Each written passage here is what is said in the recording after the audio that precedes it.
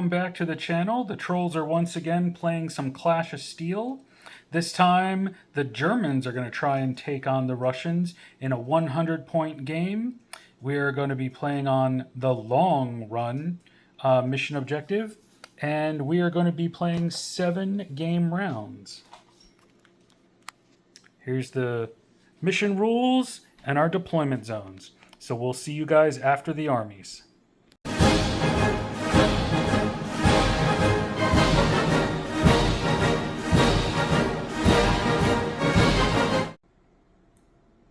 Okay, here's our German force.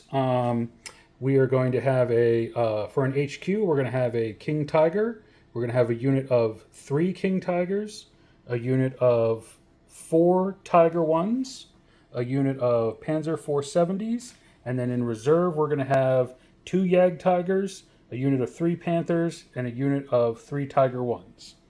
I am also taking the Gunnery Master upgrade that lets my commander re-roll a shot at ranges over 16.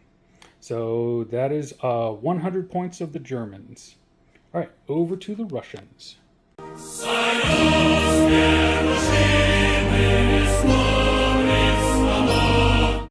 Okay, what do we have for the Russians?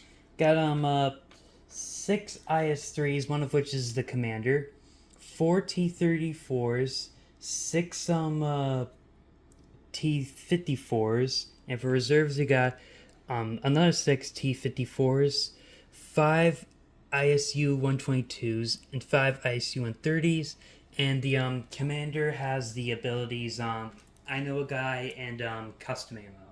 And the custom ammo gives you an extra to your anti-tank, extra 2. Yep. What does the I Know a Guy do again? It makes I think their armor +1. Okay.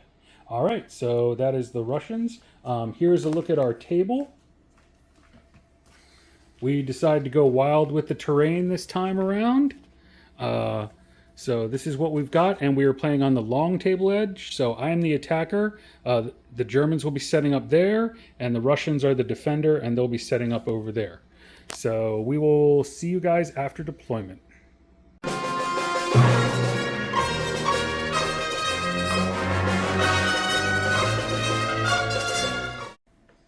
Okay, we are all deployed for the long run scenario.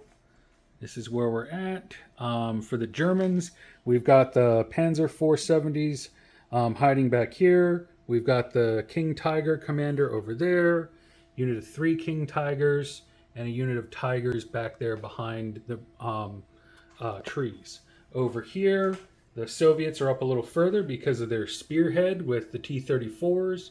We've got the IS-3s over there with the commander and a unit of T-54s over here.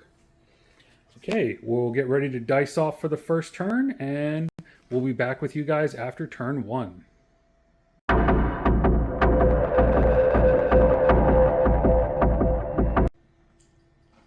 All right, end of turn 1, and this is how the battlefield sits. These the Russians went first.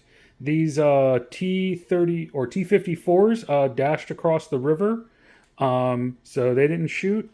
Over here, the IS-3s moved up and captured that objective. And then over there, the T-34s dashed and captured that objective. For the Germans, we had 1 reserve unit come in, so that was the Yag Tigers, and they landed on that section of the board. My Tigers dashed up to there to try and counter the T-34s, so they couldn't shoot. And in the middle, all the Tiger 2s shot at the IS-3s, but at that range, they were able to bounce any hits we got. And over here, the Panzer 4s just moved up so they could shoot, but they didn't do anything. So this is where we're at. Right now, the Russians have a comfortable lead with 12-0 against the Germans. We'll see if the Germans can put some more firepower into them in turn 2. We'll see you guys after turn 2.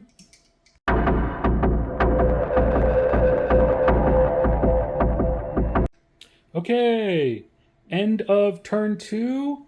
This is how things are sitting. The T-54s came up here, captured this objective. The IS-3s came across the bridge, but they're still in range of that objective. The who is it? The IS-3s took out the Panzer 470s. All three of them. Two of them were destroyed, and one failed his morale test. So they get credit for destroying those. The Jag Tigers came on last turn, and this turn the Panthers came on for the Germans.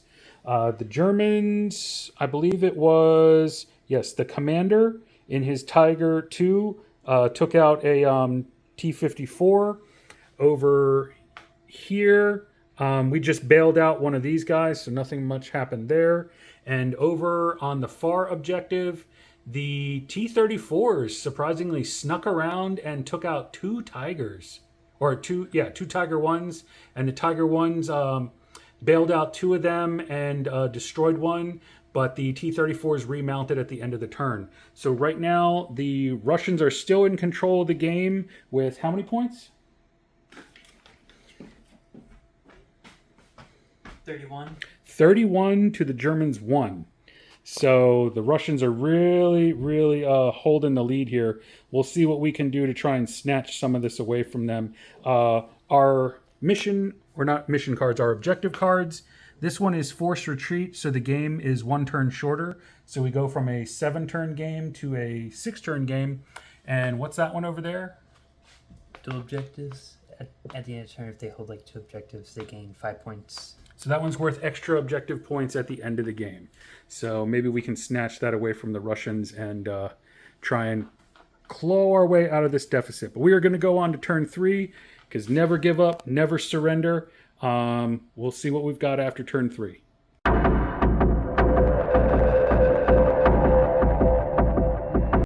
Okay, so we are at the end of turn 3. The Russians got another squad of T-54s that came on. The T-34s, again, astonishingly, took out those Tigers right there near that top objective. The Germans got another squad of Tigers that came in, but couldn't really do much. Over here in the center, we bailed out one IS-3 and we destroyed another one. But the Russians are rolling armor saves like a beast. Over here, the T-54s down here took out one of the Panthers that came on last turn. The Panthers are trying to move their way through the wrecks. But again, all these guys, all we managed to do is bail out 2 of them. So they are just making crazy armor saves. The Russians have taken a ridiculous lead of 48-3. But we will keep playing this one and see how it eventually ends. But I think this might be the Russians' game. So there we are. We are going into turn 4.